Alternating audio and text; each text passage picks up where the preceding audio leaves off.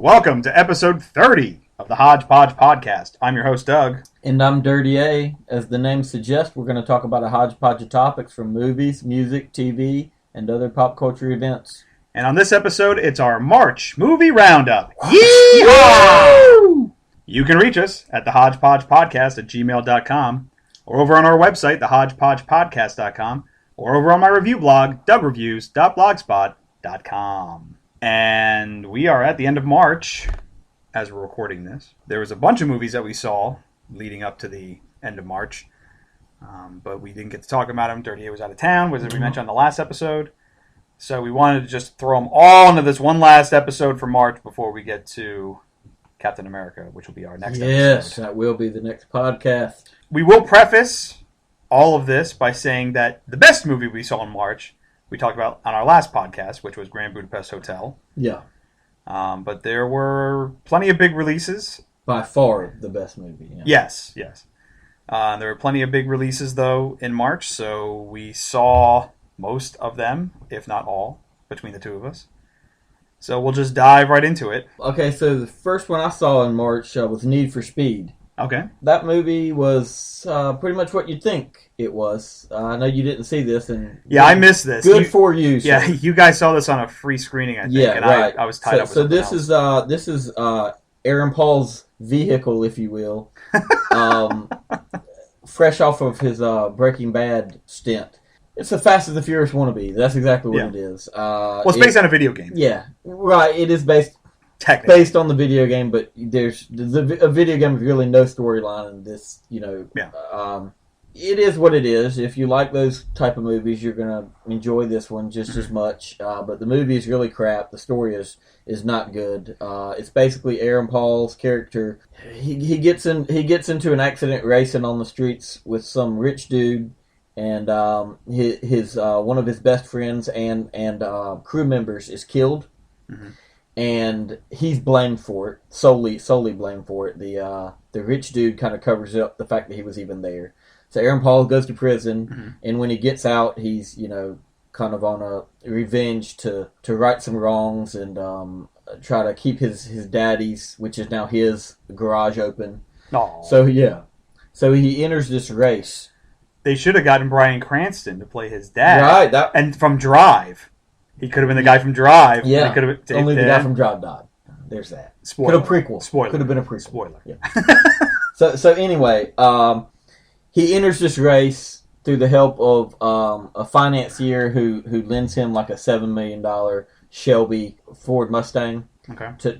And he's going cross country trying to make it to this race, which is in California somewhere, like a race that's. It's a private race financed by another rich guy who's played by Michael Keaton, who just plays this so absurdly phenomenal. It's so over the top. It's hilarious. So he's like on this pirated radio station the whole time, announcing this race and leading up to the race. And so anyway, it through a series of things. Some people try, while Aaron Paul is making his way across country, try to take him out from even making it to the race. And then, of course, he enters the race, and racing ensues. Sounds like a bad episode of Speed Racer. Basically. Yeah. It just really wasn't good. I would not recommend it even for video, to be honest with you. Wow, that bad. But, there are plenty of people that like that kind of movie. Yeah. And for them, you're going to love it. So if you do, enjoy it. I just can't recommend it myself. I don't think it made a lot of money either, did it? It kind of tanked. It didn't do that well. I think people kind of saw it for what it was. Yeah. Like a ripoff of Fast and Furious. It was, yeah. So that's Need for Speed. The other one I saw solo, I saw at a film festival in Durham here, in North Carolina, in Durham. It was a Nevermore Film Festival. It was called Grand Piano. Oh, yeah, okay. Yeah. That's Elijah Wood. Elijah Wood and John Cusack.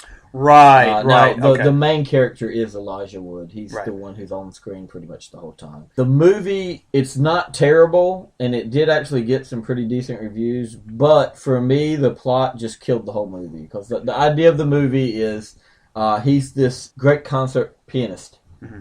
He had it wasn't a meltdown, but he had during one of his concerts, he terribly messed up a song. Right. And ever since then, he couldn't get back on stage. And this is kind of his coming back to the stage. And his protege was someone who was one of the best piano players in the world. Pianists, sorry, let me get that correct. In the world. Because he had like 6 fingers or something like that, and was real. So he could play things that no one else could. Right. And only a handful of people in the world, including Elijah Wood's character, could do the same. Right.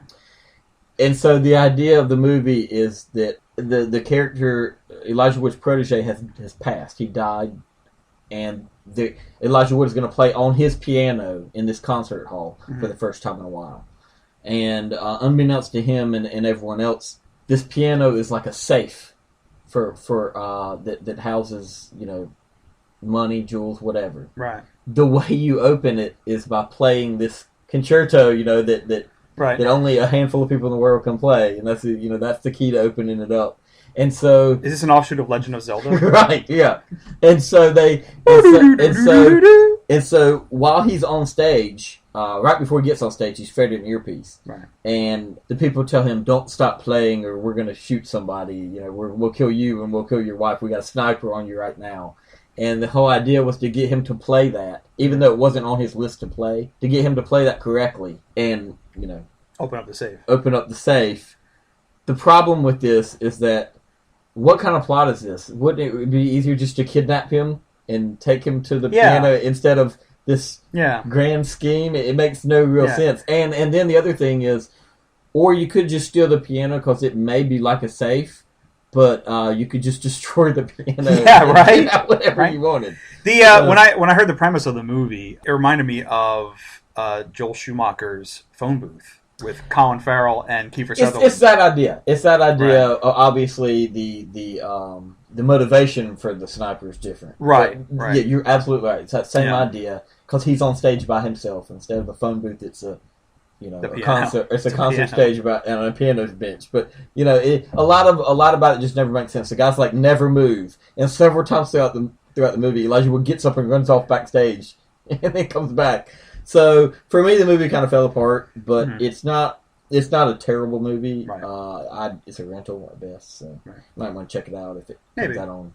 I already saw Phone Booth. Yeah. So let's talk. And then there's I did see one more. All right. Divergent. Okay. And that movie is terrible. It's just Hunger Games all over again, but worse. And I should also let the audience know I did not see Divergent, but that is still my review of Divergent. Let's talk Divergent. I did actually see Divergent. I'm not lying to you, like some other people. Divergent. There are some things this movie does correctly. There are a lot of things... Because it ends? It has an ending? Yes, there's a lot of things that this movie does that are not good. I know the books are big sellers. My brother-in-law read the books, and he told me what the story was beyond this first one. Okay. And I was like, oh, that's actually kind of interesting. I wish they had put hints of that into the first movie. When I wrote my review of it, a friend of mine reposted the review, and then someone on her page was like, "Oh, well, if the reviewer had read the books, he would answer his own questions." No. See, this is an adaptation, and it's supposed to stand separate from the books. I shouldn't have to read the books to understand the movie. This is. I hate people that try to give that kind of review, whatever you want to call it, comment, because this is. Good for you for reading the book, but this isn't a companion piece to the book. Right. It's a movie unto itself. Right. So, for those of you who don't know, Divergent, the world of Divergent, basically it's set in the future. It's set in Chicago. Some war has happened, and Chicago is basically fenced off to protect itself from the bad things outside the fence, which you're never shown. We don't know what that is. Right. And is this a distant future? Or it doesn't really say. It's dystopian. It's a dystopian future. The population is split into 5 different factions. There's Abnegation, which are the selfless people, and they run the government. There's Amity, which are the peaceful, happy people. They're mainly farmers. Candor, those are the people who are completely honest. They tend to be lawyers, which I thought was a nice joke. Erudite are the intelligent members of society. They're like the super smarties. And then there's Dauntless, who are the police and soldiers, basically. Enforcement. Yeah. So the main character is Triss. She's played by Shailene Woodley, whom I love. I love Shailene Woodley. I think she's really great. She's been great in everything I've seen her in. She's really good in this. And she basically takes this test, which is a lot like the test that was in Dune, when they put the hand in the box and stuff like that. It's kind of a similar test to that. There's a lot of Matrix stuff going on here. The whole thing of this first one is so it's so derivative that you're just like, I've seen this movie before. I've seen this before in other sci-fi stuff. One thing they don't have is a love triangle like they do in Hunger Games, which is nice. That'd be good, yeah. But basically, she takes this test, and they discover that she is, quote, divergent. And that basically means she's a normal person in the end. Because Heaven forbid. Because what these factions do, it's not just that people have different jobs. They actually try to make them think a certain way, and they have to follow a certain way of life as well. So she's divergent, which means she has aptitude in several different areas. No one skill set. Right. Which doesn't really make sense because they're, from what you're telling me, they're teaching this skill set. But you have a natural born into it. Right. Well, no, you're born into a faction, and then when you turn 16, you take this test. The test is supposed to determine what faction you should go into, but you can still pick whatever you want. If you don't cut it in that faction, then you become, quote, factionless. Okay. Which means you become homeless and on the street. So there's still a choice there. Right. But see, the thing is with this is that I understood how someone in the Dauntless, because that's what she chooses. She chooses Dauntless. Okay. She started as Abnegation. I can understand how someone from Dauntless or Erudite could possibly fail, quote unquote, fail something, because, they have tests and you have to train, you have to be strong and stuff like that. I don't know how the people who lie or the happy people or the selfless people, I don't know how they fail. So what you're basically telling me is that the factionless people are a bunch of subpar soldiers, maybe not super smart, but they're pretty smart. They could probably pretty much take over the whole world if they wanted to. Right. So I basically could not buy into the world that they create here. Now, what my brother-in-law told me, and I won't spoil anything for anybody who's never read the books, I can tell you about it later. Okay. There's a reason for that, but that is never hinted at in this movie. So I completely did not buy into the whole premise. I'm like, this is fucking stupid. And there are heavy, heavy shades of Hunger Games, Harry Potter, and it's just like, it's super, super derivative. Well, answer me this. If she has this test and is deemed divergent, and that's bad, why don't they just kill her, or why does she get a choice anyway still? No, everybody gets a choice anyway.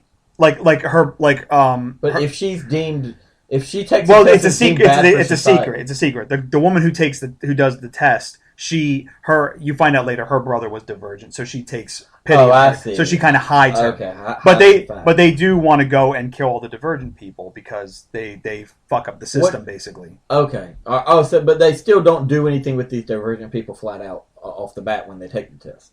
No.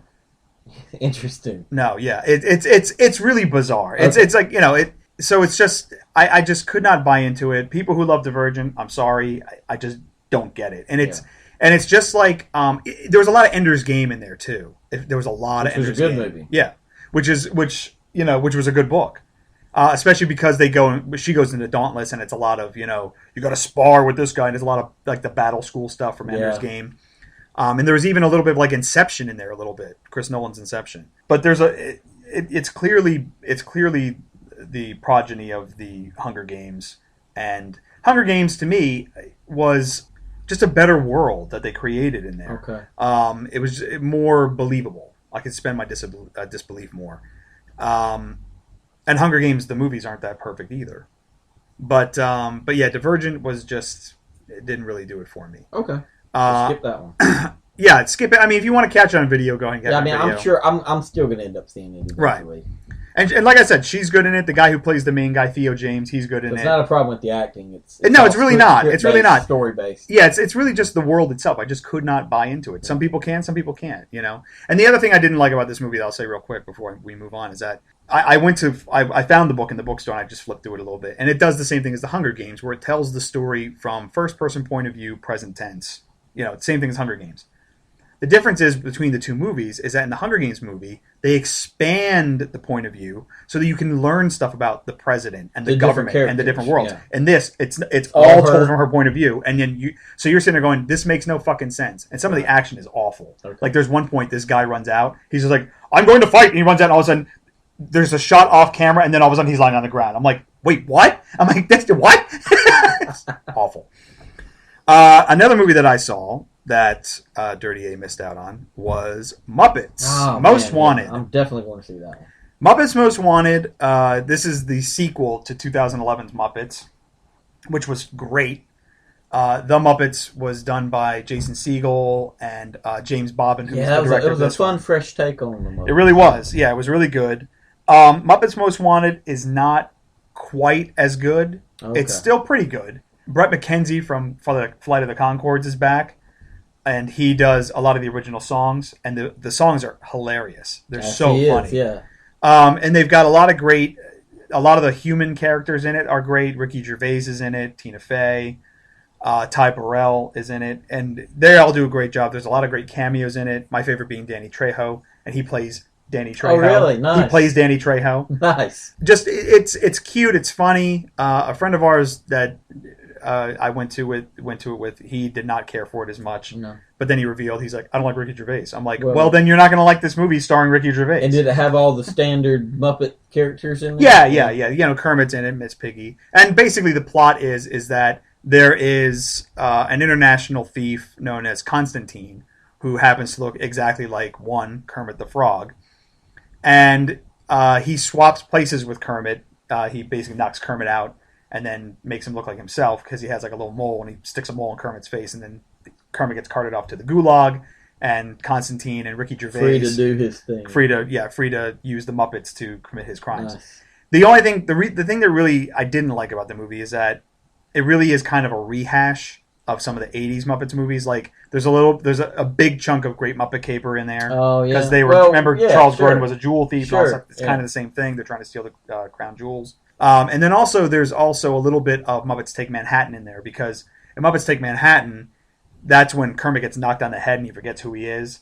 So it's not exactly the same, but like, the gang has to learn, they learn kind of the same lesson. Like, oh, we love Kermit, we couldn't live without Kermit. So it's like, yeah, I saw this movie that's already. the lesson of almost every Muppet. Pretty much, yeah. Yeah. They all take advantage. They all take Kermit for granted. Yeah. But it's cute. I mean, the kids will like it. But again, it's like the 2011 Muppets movie, where it's really more for adults. Adults will get, there's a lot of smart wordplay in it, and adults just get it better than kids, but kids will like it because it's the Muppets. Yeah, you know, and I think that's where Jason Segel kind of started steering it in 2000. And he has no involvement in this. Yeah, he has no involvement in this one. But, right. But that's kind of where he started taking it. Right. And I guess they continued on with that path there. Yeah. So.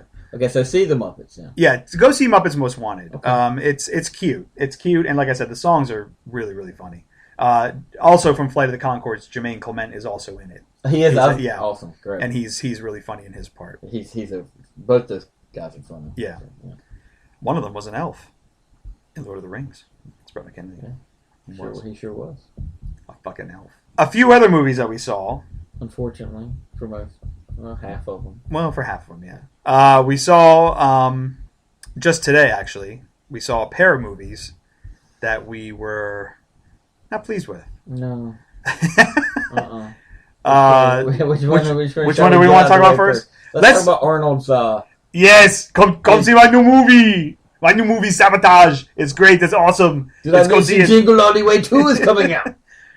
We saw Sabotage today, and somebody sabotaged my wallet because when I walked out of the theater, there was $8 missing, and I saw a big fat piece of shit. It was really bad. It was bad. It was just bad. Sabotage is... Where do we begin? I think the script was Sabotage. The script is awful. The script was written by the director, David Ayer. And David Ayer has been hit or miss as a director. He did End of Watch a couple years ago. Didn't catch that one. That had Jake Gyllenhaal and Michael Pena. That was a great movie. It really surprised me. Okay. He also did Harsh Times, yeah. And he did what was the other one? Street Kings. He directed Street Kings. Street Kings was not all that great. And he did this, and this is god awful. Sabotage is god awful, and it's also written by Skip Woods, who we went through his filmography, and this guy is he needs it. This guy is fucking up. JoeBlow.com has I've recently discovered their movie jail feature. Yes, this guy needs to go to movie jail. Yeah. This guy's awful. He wrote Swordfish, which is the best bad movie I've ever seen. Yeah, it is fun watch. He also is credited with the screenplay on X-Men Origins Wolverine, The A-Team, this one Sabotage, He did Hitman. Oh, God. He's going to do the new Hitman movie, Agent 47. But he also wrote a little gem called A Good Day to Die Hard. Wow, that was the worst piece of shit ever. That was the worst. That was an F-bomb. That might have been... Was that the first movie we went to go see together? I think it might have been the first... No, because I saw this... I saw the... unless you showed up later... I did show up later. Oh, okay. Yeah. Because I saw this... That's right, you saw... Yeah. I marathoned them all in the theater leading up to this one. And me and my buddy marathoned them. And then led up to this grand finale of the new Die Hard. And boy... Was a let down to that day. That was a piece of shit. It was terrible. Anyway, so Sabotage stars Arnold, and he runs this DEA strike force team. And you've got a whole host of who's who of kind of sort of badasses. Yeah. You've got Terrence Howard's in this, Josh Holloway from Lost, and Intelligence. Yeah. What? Yeah. What's her name? Muriel Enos from The Killing. Yep. She's in it. Yep. She's the token woman. Whereas Terrence Howard is the token black guy. That woman. Yep. You have Joe Manganiello from True Blood, and then you have my favorite wooden actor of all time, Sam Worthington. I love him. He's great. His face is just there. He's punchable. You also have Olivia Williams is in it as a cop, and so is Harold Perrineau, who was also from Lost. That's right. They're in it as cops, but he's barely in it. Super throwaway character. Yeah. The script is awful. We were about 30 minutes into this, and I think I turned to you, and I'm like, what? What the hell is happening in this movie? What is this movie about? And then at the end of the movie, we still had the same idea. Basically, what happens is that Arnold Schwarzenegger, his wife gets kidnapped by drug lords. But that's not part of this. Is a backstory. This is backstory. Then he and his team try to steal a bunch of money, $10 million, on some bust. Then the money's missing. There's an investigation for about half a year. They're up their butts the whole time. They're cleared. Then they're cleared, and then the team gets back together, and then they start dying one by one. And what we just explained kind of sort of makes sense, but this movie, the way they put it together, it makes no sense. No. You're like, I don't know who I'm supposed to be rooting for in this movie. I don't know what's going on. No. And it's not even a case of like, ooh, I don't know who to trust. It's like, I don't know who I need to care about because I don't care about any of these they give you no real protagonist. They give you a list of, who could have done it, but who could have cared either. Yeah. The plot is just so disjointed. You don't know what's going on at any given time. Like you mentioned, they got these weird subplots that kind of mesh together, I guess. Yeah. At the end, but all real stupid like. Yeah, it's the action. The action's just terrible. They set up like several of these, but they have like these. When they get back together, the band gets back together. And they have this like the worst band ever. They have this kind of. It's not a montage, but a retraining sequence. Oh yeah. That it's kind of like they're trying to heavy-handed show you that these guys are badasses and that they know what they're doing. Yeah. But it's just throwaway sequences that aren't necessary. Everybody in this movie, from Olivia Williams, who's the homicide cop, all the way down, has to have some gritty, like noiristic line. Like she walks in Arnold Schwarzenegger's house, she goes, "I need a drink," and it's just like, and they're all talking about like everyone is.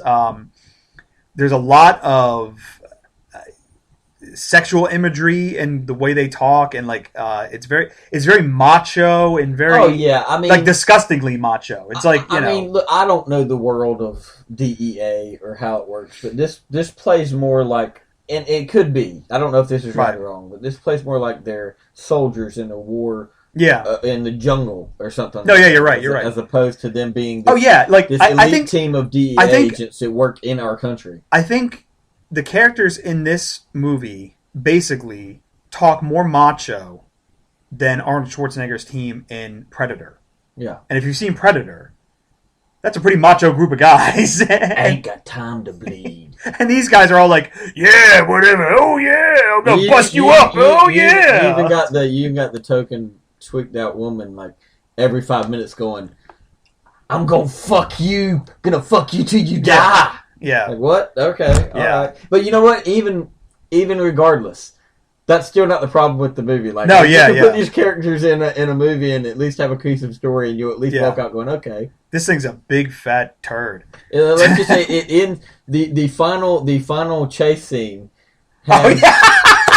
has Arnold standing in the back of a flatbed truck or pickup truck. Yeah, pickup truck. And then you have what's her name? Well, don't give it all away. I give it. It's not a spoiler. It's a chase scene. Someone shooting a gun from a trunk, at Arnold. Yeah. But they're going, a good 50, 60 miles an hour, making turns, and no one falls out. Yeah, no one's falling out. Nobody's not even budging. Yeah. Like they're not even like whoa. They're just steady shot. Like, awful. Come on. So bad. It was bad. So bad. Do not go see Sabotage. Sabotage. If you're trying to get caught up on Arnold Schwarzenegger's quote unquote comeback, you basically just need to go see The Last Stand. Watch The Last Stand, and that's it. You're good to go. That's the one where he was a sheriff. Unfortunately, the one I haven't seen. Yeah, it's pretty good. It's not bad. It's not terrible.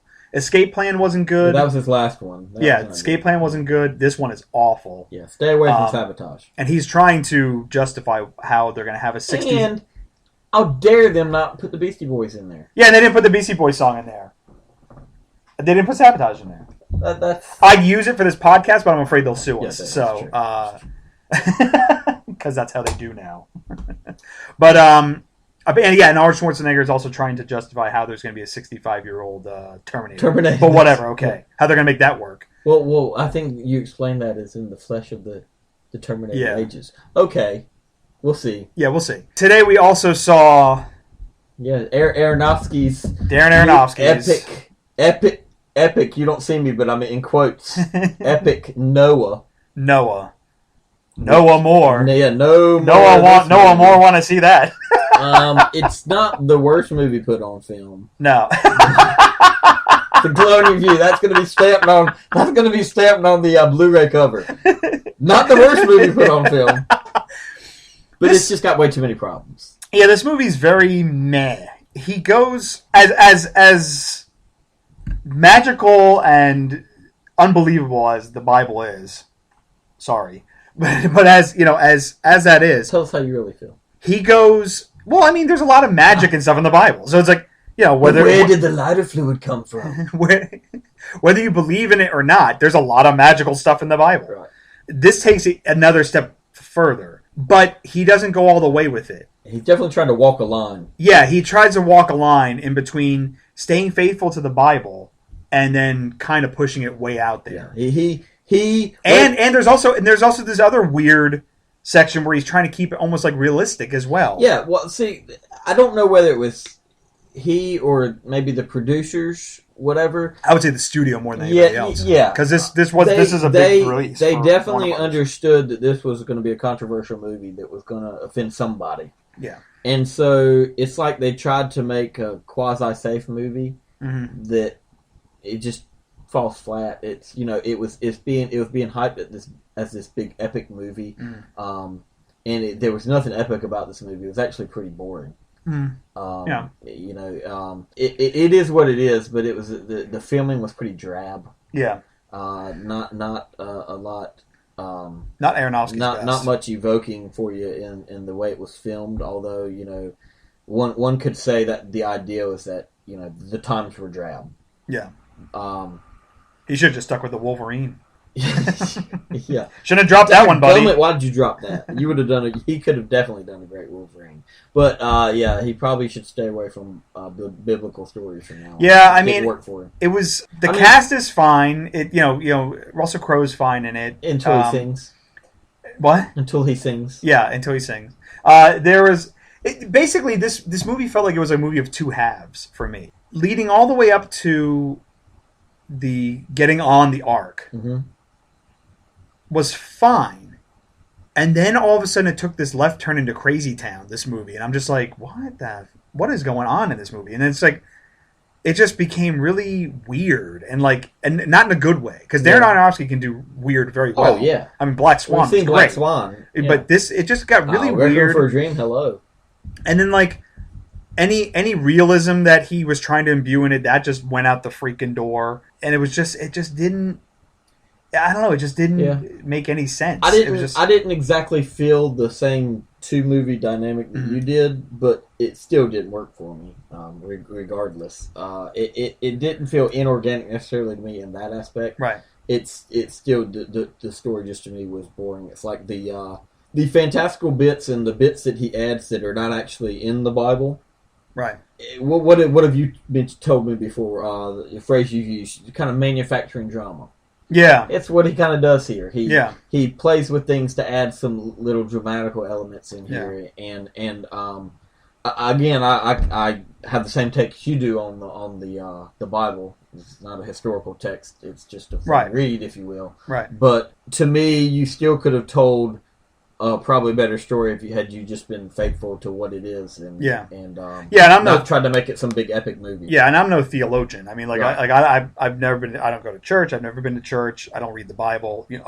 But I generally know the story of Noah. He took 2 of each animal, put them on the ark. I did like the ark. I thought the ark was cool because they didn't try to make it like an actual big boat and all that shit. With a stern and a bow. Right. It was basically just like a wood box, basically, so they could survive in the ocean. It made sense. Yeah. It was just completely a functional floating device which I still don't makes no sense how they got all of animals on there. Well, they just knew to go there. No, I mean that many. Oh, how they fit them all in there? Yeah, it still wasn't quite that big. But I liked how they kept the animals in there. Like that was neat. That made sense. It's like, okay, that's the kind of stuff I'm talking about. Like he made it like kind of an order to it. Like oh well, how would this happen? Like why wouldn't the tigers be eating these animals? And then they figured out how to do that. And that was nice. And then there's rock monsters. So now let's move on. Seriously. Angels. They were angels. Right, but they were rock monsters. Yeah. It turned into a cross between The Neverending Story and Lord of the Rings at one point. Yeah. And then at one point, he inexplicably, for at least what was shown on screen, decides that no people, including his family, should live. Right. Which was not in the Bible at all. And which was not in the Bible at all. And what he witnessed to decide that made no sense. Like, it made no sense why he decided that all people were bad because of what he saw. Right. Anyway. Yeah. Let's just put it this way. By the time you get to the end of this movie, if you go see it, you will learn that Noah is the real creator of Punk'd. Yeah. Because he punked the shit out of them. He did. And you'll know what I'm talking about when you see the end of this movie. Let's move on. So, the next movie that Doug and I were... I'm going to go ahead and say fortunate enough to see simply because no matter how you feel about it, it's very interesting to discuss. Yes. And it's a movie called Enemy, right? Which is the next film from I don't know his first name, Villeneuve. Dennis Villeneuve. He was the director of Prisoners, which was one of our favorites. We loved it, and this also stars Jake Gyllenhaal. Yes. It's loosely based on a 2002 novel called The Double by Jose Saramago. Now, there is going to be a movie called The Double coming out later this year, but it was with Jesse Eisenberg. But that's a completely different movie. And to be honest, I don't think it's really is a completely different story from what it's based on. Yeah, because we read into that. Yeah, we read the Wikipedia entry on the book. Yeah, and Villeneuve took quite a bit of liberties in the story here. So the basic idea of the story is that, and we're not going to serve it justice in the tone of it because of what the way it's portrayed. Right. But the general story is that Jake Gyllenhaal's character. Well, I shouldn't say Jake Gyllenhaal's character because there's this history teacher, Adam Bell, who lives a pretty bland, drab life. Right. And he goes to work. He comes home to his girlfriend. They do their thing. He goes to bed, he gets back up and goes to work. That's kind of his day, and it leads you to believe that's every day of his life. Right. And then he has a conversation with a colleague one day who tells him to rent this movie because he might enjoy the movie. Right. He rents the movie, and as he's watching it, he notices a bit actor in the movie who it looks just like him. He looks exactly like him, the spitting image of him. So he goes on this quest, if you will, to figure out who this actor... He becomes obsessed with it. He becomes obsessed with this actor, who he is, wants to find him, just to talk to him, just to, find out who he is and where he came from. And why they look exactly alike. Eventually, that comes to fruition. Right. He meets... In a hotel room. Weird shit. He calls... The actor's name is Anthony St. Clair. And he tells Adam Bell, meet me at this hotel room. They've never talked before, never met before. He's like, okay, meet me in a hotel room. What? Why would you not just meet at a park or a restaurant or anywhere but a hotel room? Yeah. So anyway. So I can kill you. And as all this is happening, it sounds like something that might happen or something like that. But the problem is, when you watch the movie, everything that's happening here, they use this thriller type of music, like this dum dum dum. Well, it's not that cheesy, but it's very like creepy, like almost like horror movie music. Right. But nothing else other than the music creates that tone. Right. No, because the characters are also, because then the actor's wife sees him at the school, and then she gets instantly freaked out for no reason. But not freaked out. Like, oh my god, this guy looks just like you. Right, it's like, oh my god, I want to die. Frightened, frightened to death. Whereas, I'm sorry, but a normal person would be like, maybe anxious, maybe something, but not frightened. They'd be like, I'd be like, holy shit, that's the coolest thing I've ever seen. Yeah. Like, what's up, man? And instead, it's like, or peering around corners and but and then we haven't even got to the weirdest part about this yet. Right. Spiders. Yes, there's a lot of spider imagery in this movie. Yeah. And we don't just mean imagery.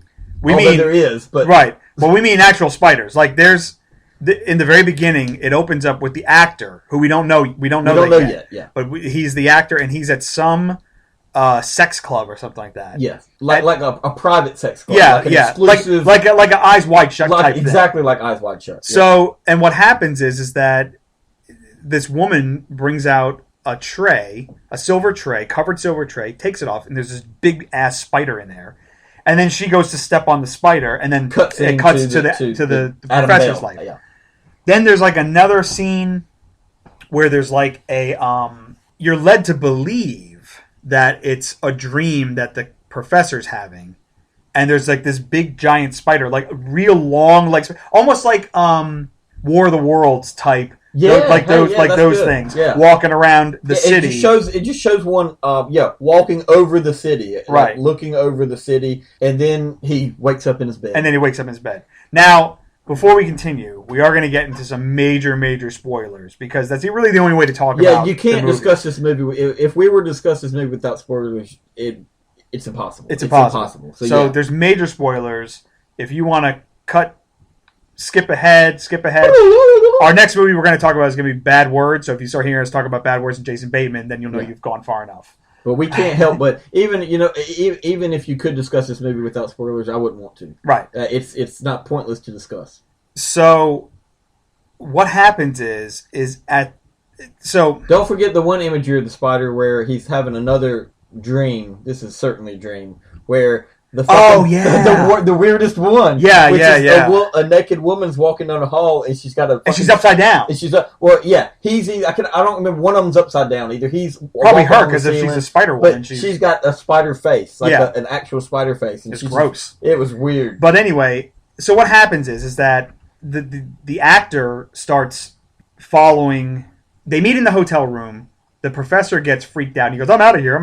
For no reason. No. Because the actor said. Oh, that's right. The actor said, "Do you have a scar? Do you have a scar on your side?" And then the professor freaks out and runs away. And he's like, "You do have a scar." Right. So you're led to believe that these people are not only look alike, but they literally share. They're exactly the same. They're exactly the same. It's not even from scars that came after birth. Right. So they're not like long lost twins or something like that. They're like almost like clones, if you want to go there.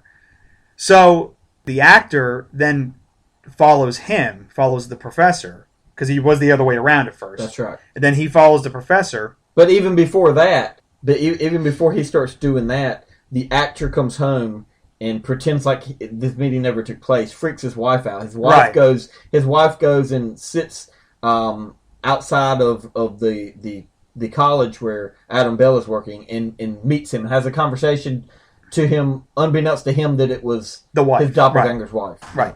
So then the actor sees the professor's girlfriend while he's staking out his place. And that she's played by Melanie Laurent, who was in Inglourious Bastards. Yep. And she was also in Now You See Me, where she had terrible chemistry with Mark Ruffalo. He basically gets a hard-on for... Right, and he wants to bag this girl. And you're also led to believe beforehand, you're led to believe he's cheated before. Yes. So he goes to the professor's house, to his apartment. He goes, "Did you fuck my wife?" And he's like, "Whoa, what?" And then so he says, "Here's what's going to happen.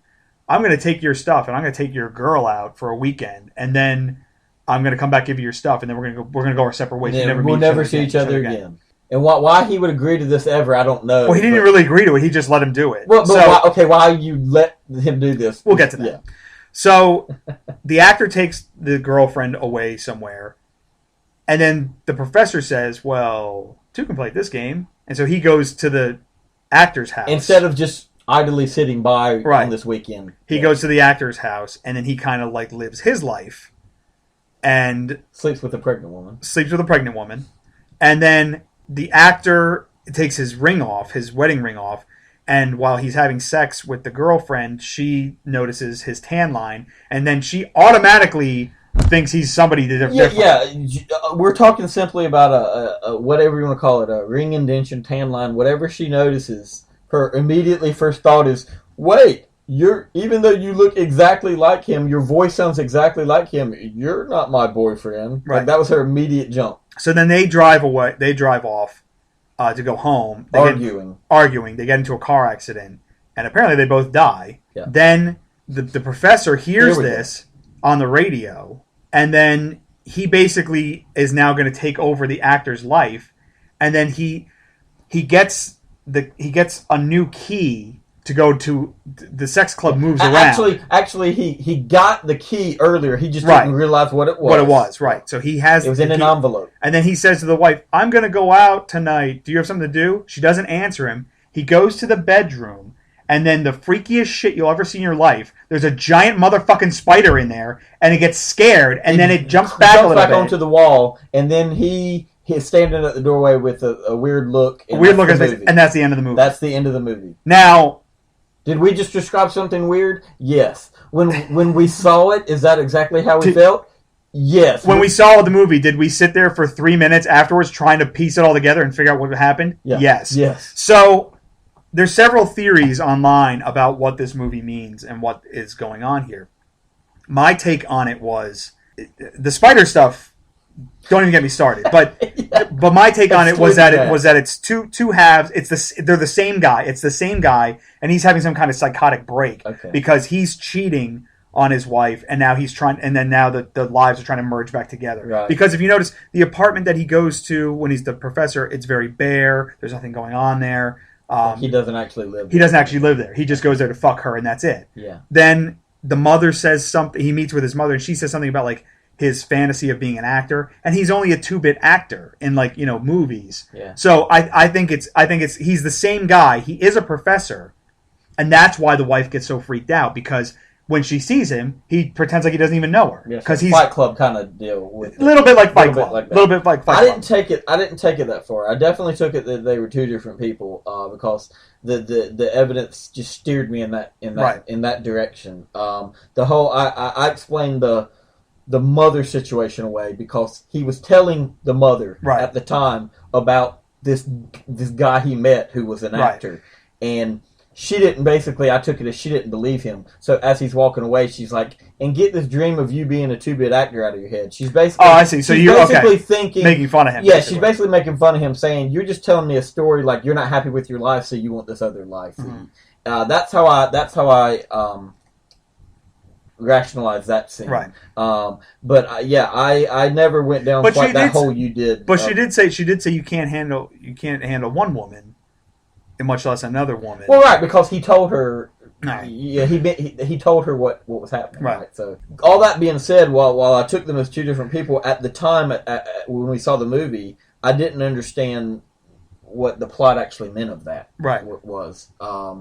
And I struggled with that until you sent me the article from Slate, which was a great explanation of what this was. However, I still didn't we even interpreted that differently. Yeah, we even interpret that different. Rereading it, you're probably right, but I still stick with. I'll tell you where I diverge from that. So basically, this article on Slate. Before we talk about that, we should also mention that throughout the film, one of the rolling continuities or themes is how history always seems to repeat itself. Right. And that's what he's teaching. And he talks about fascism and dictatorships and stuff like that. And how fascist and totalitarianistic governments subdue their people. Right. And that's kind of the theme of the movie, which I didn't tie into everything else that was going on until I read this article. Until you read this article. And the article is on Slate. Slate.com. It's by Forrest Wickman. And basically his theory is that, now the way I took it, he said basically this movie he sees it as a Attack of the Body Snatchers type movie, and you don't realize it until the end of the movie. He doesn't, Jake Gyllenhaal doesn't realize he's in that type of world until the end of the movie. Now, the way I took that to mean is that the spiders are fucking real. They are literal spider overlords, basically. That assume a human's identity. Right. And that because if you're looking at it, the actor, Jake Gyllenhaal, is bad, basically. And the good side is the professor. But neither one is actually good or bad. No, that's true. But he's shadier. The actor's shadier. Sure. And what the theory was, and you can go to Slate and read it. You just got to look up enemy, and you'll find it. Good but basically, what he's saying is what he lectures about them trying to, fascists and dictators trying to keep people's minds off of being under the thumb of a dictatorship. That's basically who he is, and he doesn't even realize it until the end. In this scheme. Because then they say, what about the spider at the end? Is that the wife? Did the wife give birth to a spider? What is the deal? So, and then he thinks that, and then there's a lot of imagery, they show, when the car crashes, there's a spider web crack across the windshield thing. Spider, which I never picked out, but then there's another thing where there's these telephone wires come together the way he shoots it, and it looks like a spider web. So it's all over the movie. We really need to see this movie. Yeah, and I gave the movie a C, not because I didn't understand it, but because some of the tone that he tries to set. There's a lot of unintentionally hilarious stuff in this movie. Even after reading the review and having my moment of I see what this could be about. It still has its problems. Right. You're right. The tone, it's a one-tone movie, and even stuff that shouldn't be freaky, they make freaky for no reason. Right. Which you're right. It makes some funny parts actually that aren't supposed to be funny. Yeah. But I do want to see it again. Absolutely. Because I want to see. I when I read the article the first time, and I took it, and I still believe this to be true in the movie. The spiders aren't literal. They're a metaphor for the government, or whatever is holding individualism down. Mm-hmm. And I took it more as a metaphorical thing, right? So I took it the imagery of the giant spider over the town. That's a fascist government, holding everyone at bay. And I did take that as kind of a dream thing, almost like he's subconsciously realizing this fascist state. Right. And that's why I took the whole idea of, I think that is the idea of why there are two of them, right? Right. Because there's not an individual. There's no such thing as an individual. These are two exactly duplicate copies of a person. Right. So basically, yeah. So and at the end, I take the giant spider that I assume is her. He sees her as a spider now. What I assume there is that while he has assumed this new life, which he thinks he can get away with and could be better if he does this.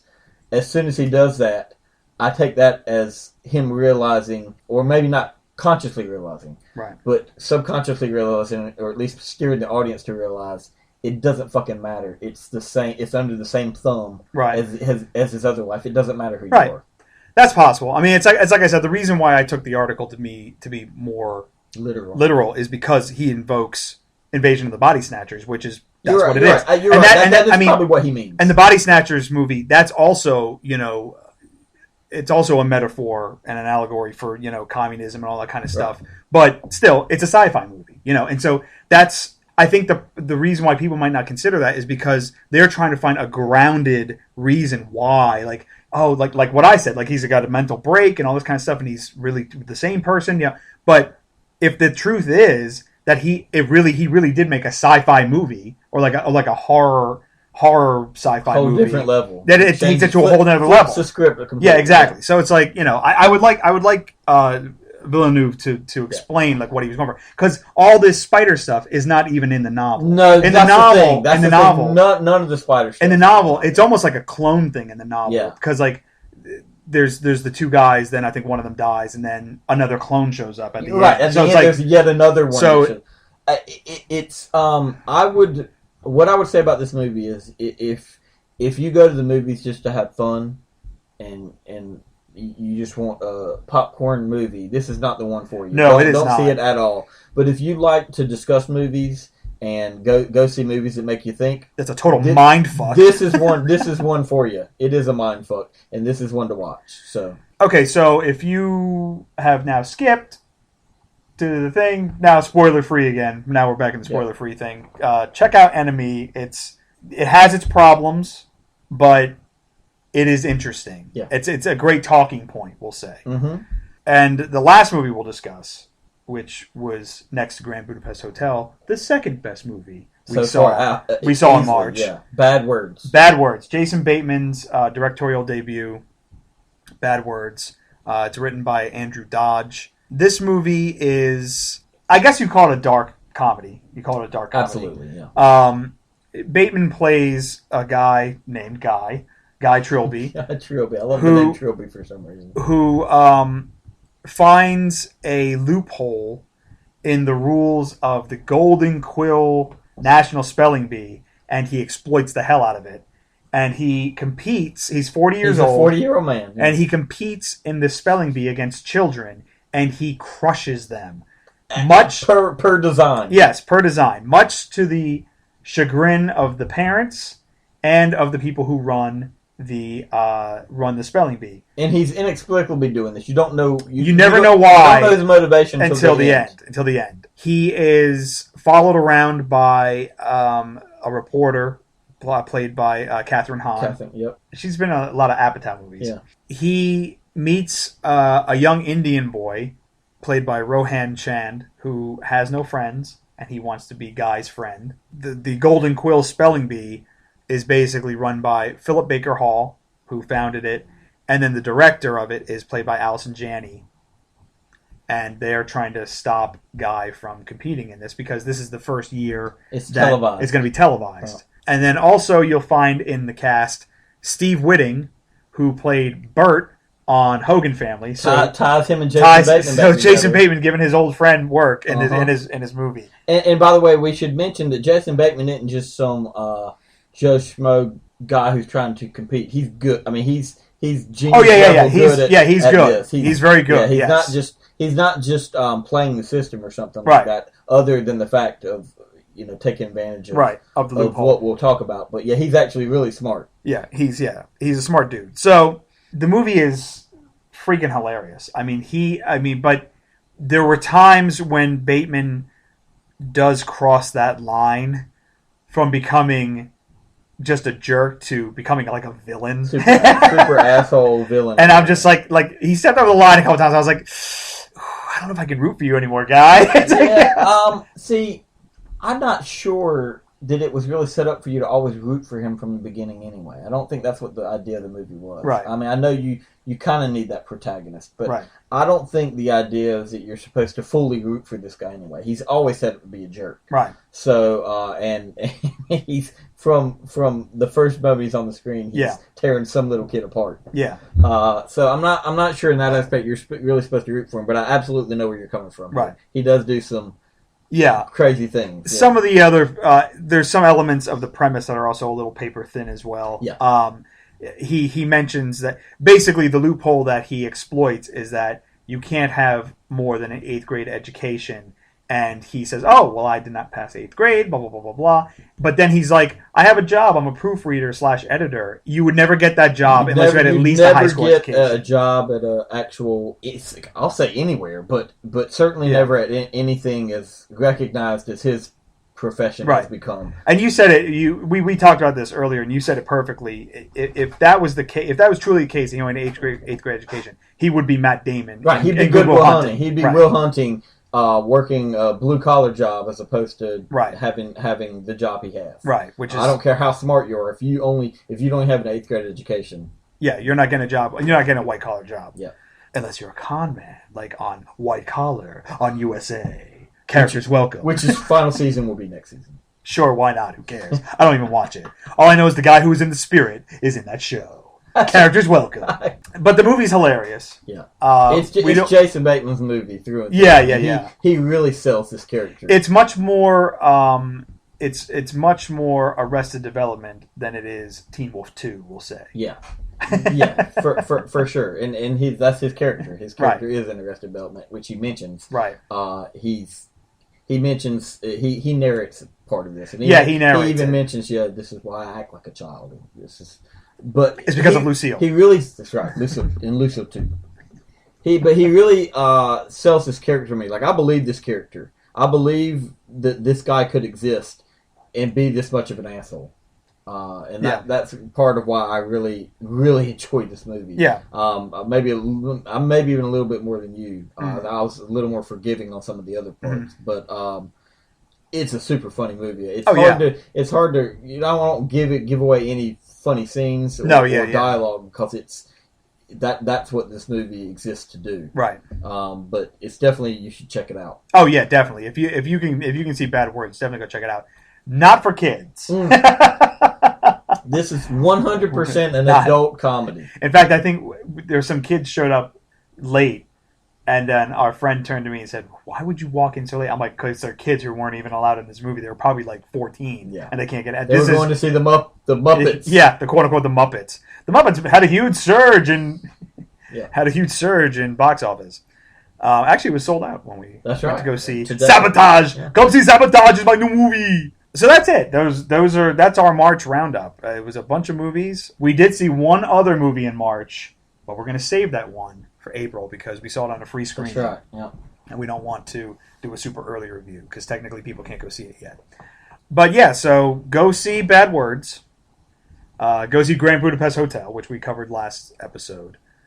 Go see Muppets. Don't see Need for Speed.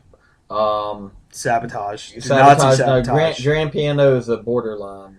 It's enjoyable to a point. Divergent, probably want to catch out on video, maybe if you want to see it. Probably see that one just for the fact that it's going to be a trilogy of sorts. Right. Yeah. And if you like a good mind fuck, check out Enemy. Enemy is the movie for you because you will lose your freaking mind. Yes, you will.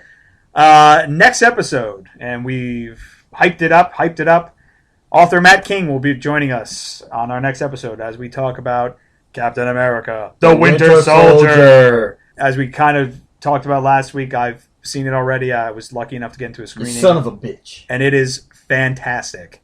But we will discuss that. We also discuss where the Marvel Cinematic Universe is going because we got Guardians of the Galaxy comes out in August, and then probably this at Comic-Con they'll probably start announcing more of their Phase 3 movies. Absolutely. There's Ant-Man's coming out, and they've already announced they're going to do Captain America 3, and they're probably... And Chris Evans has announced that once he's done with his contract, he won't be in any more movies. So we'll see what happens there. Yeah. But and there's a strong hint that they'll probably do Doctor Strange. But we'll talk all about that next episode, and we will see you then.